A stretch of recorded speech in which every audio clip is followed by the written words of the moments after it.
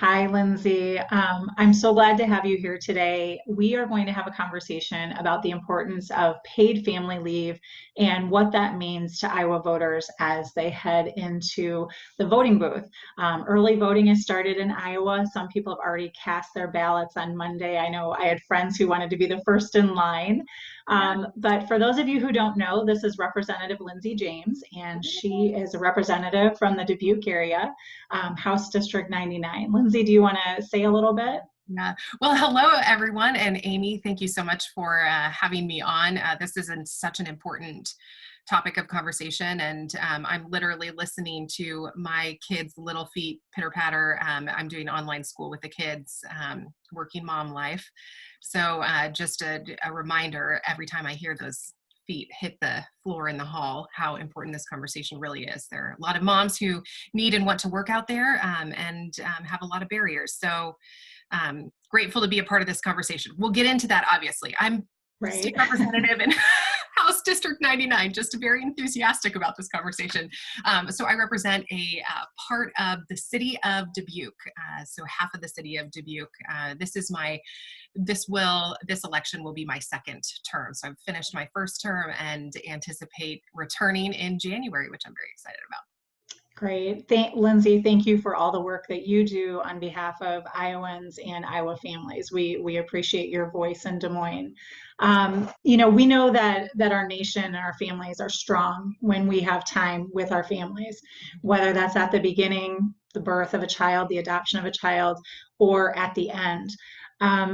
Sadly, in the United States, only 19% of US workers have access to paid family leave through their employer, and 40% have access through short term disability insurance. A lot of our mothers are returning to work within 2 weeks of giving birth. And I have you mentioned your kids, Lindsay. I have a 2 year old. I couldn't imagine sending a 2 week old into daycare.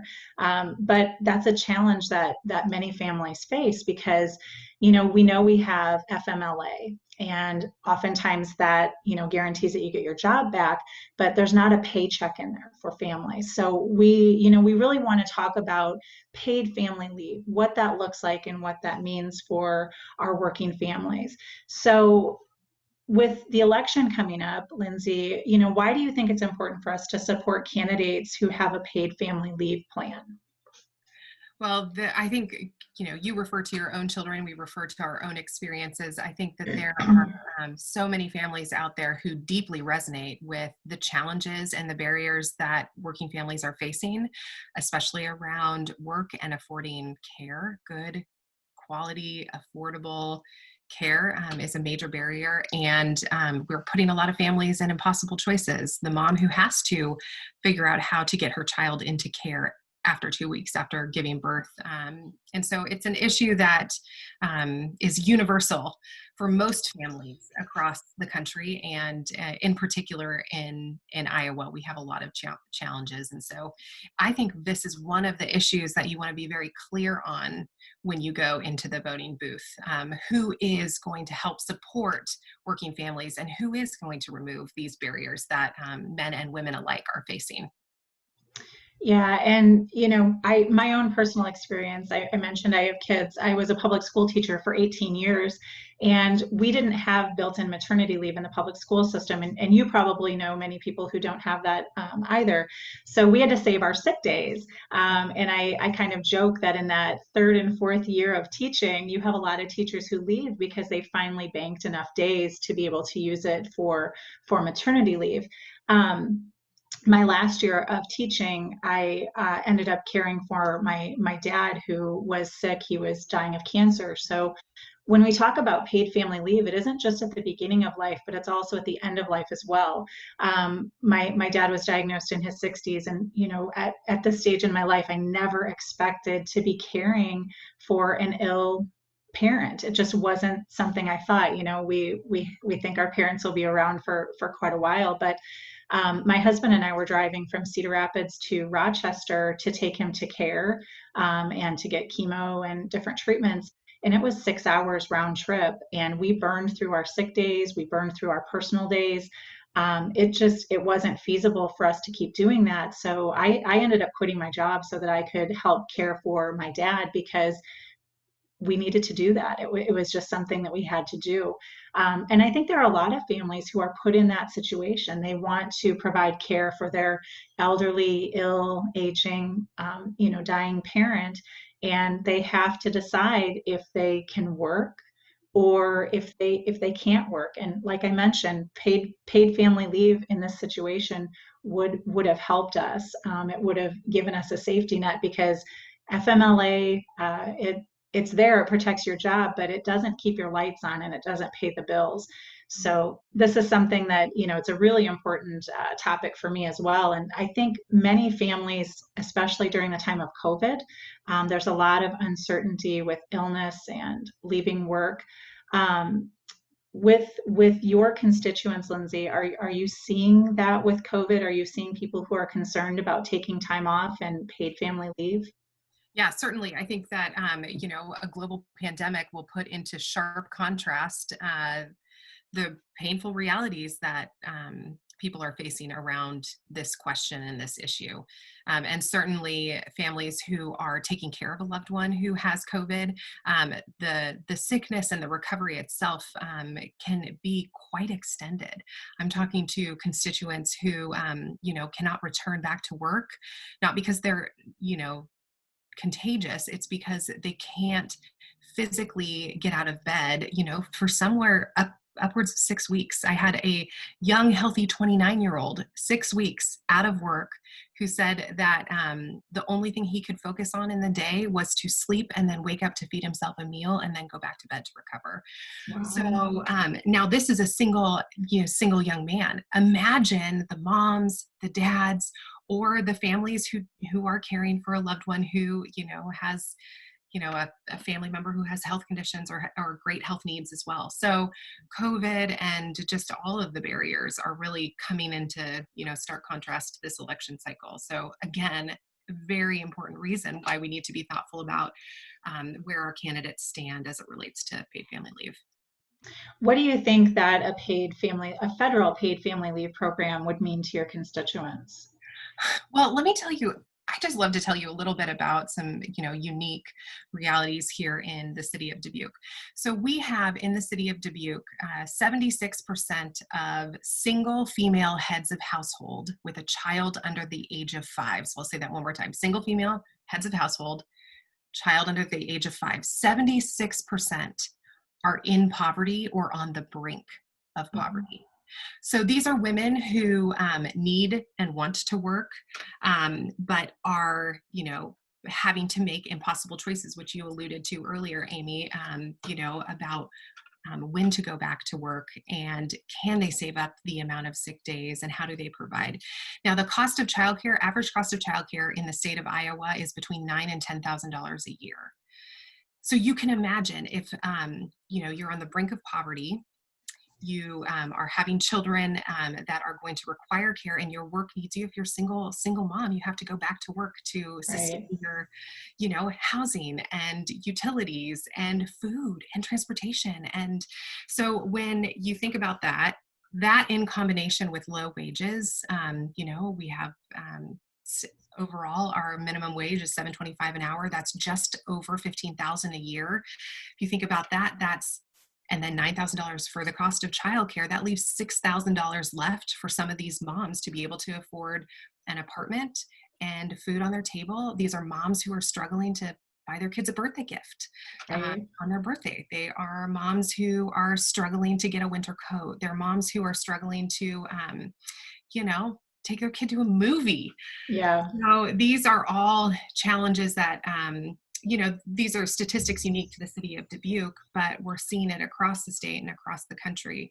Paid family leave, a strong program where women aren't having to choose between, staying at home and taking care of the kid or, whether or not they can keep their job, would actually create a safety net and protections for these people who need and want to work.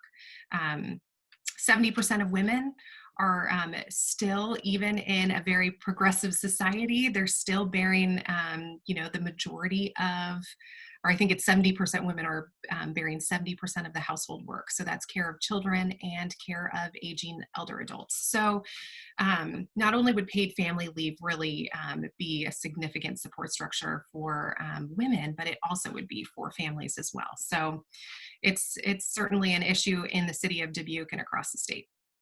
And I think you've hit on probably 10 other issues we could have for informed voter series, minimum wage and insurance and childcare, affordable childcare in the state. There are so many reasons to really look at the plans of these candidates when you head into that voting booth. And let's be honest, the women that you mentioned, they are hardworking, and that minimum wage, it's a challenge. And we have candidates who have plans, and they're telling us, well, work harder, save more, or they have a plan that they want to borrow from our Social Security. And for many folks, they Social Security is it. They're not paying into a 401k. They're not investing in the stock market. That Social Security is really the safety net that they have when they reach retirement age. So it isn't about working harder, and it isn't about saving more. It's about the system now that we have in place. And that paid federal leave would just help these families, like you said at the beginning and at the end. And we have a lot of hardworking Iowans, and for us to expect folks to take on another job or to pull from their Social Security, it isn't reasonable, and it isn't feasible for a lot of these families living paycheck to paycheck. So we've got a couple of candidates. Joni Ernst is running for Senate, and Ashley Hinson is running for the House, and those are their plans. They want you to pull from Social Security, and our hardworking Iowans, that just isn't feasible. So Well, and one of the significant issues with an approach like that is that at my age, I'm paying into Social Security for my parents, and my grandparents. Like, we're doing the work now. And so if I were to then be pulling out of that pot of money, that means less for my parents and my grandparents and any of our retired aging Iowans. And, I always say that, you know, retirement is for, living your best life. And we right. want to make sure that our seniors in particular are living their best life. And we don't want to steal from that pot of money. I think there are already constraints as well when you live on a fixed income. So there are significant I think, pitfalls of a plan that draws from Social Security. And I think that the cost to actually have a robust paid family leave for these young families will pay itself out in dividends, later, because we're going to see more people in the workforce raising money and pumping it back into the economy. Well, and it's healthier children, And and it's healthier families, and that's something that we don't talk a lot about as Americans, is really the importance of health and well-being, and that's physical health, but it's also mental health. And you're a parent, and that first time you drop your kids off at daycare, boy, that's a tough day. I remember I cried the entire way to school when I had to drop my oldest off, and children need that time with their parents, and that's such an important time for nourishing their minds, nourishing their bodies, and really raising healthy and well kids. So this is such an important issue. Lindsay, if you had maybe one or two things that you wanted voters to remember when they head either to the mailbox to drop off their absentee ballot, or their county auditor, or if folks are voting on November 3rd, what are those one or two things you just want people to have in their mind when they vote this election? Sure. Elections have consequences. I mean, they do. Possibly unintended ones, and they are consequential. So your voice and your vote really matter in this moment. I think we are living in a movement moment where we are seeing people across the country who are really stepping up, standing up, and speaking out for the very first time. And that's consequential. And I think you are a part of that. being an informed voter. If you are listening to this, you are part of that. So thank you. So your voice matters, and your thoughts and your informed vote matters.